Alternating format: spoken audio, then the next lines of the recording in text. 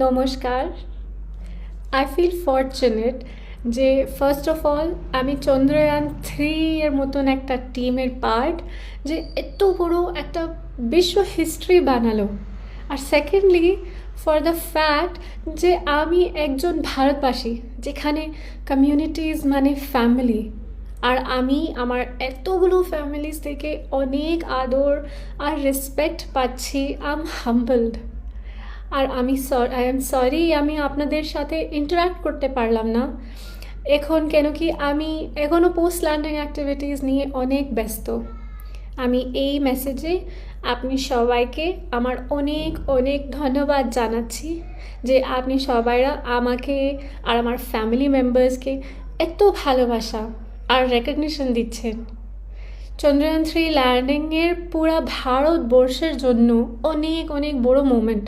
আর আমি এই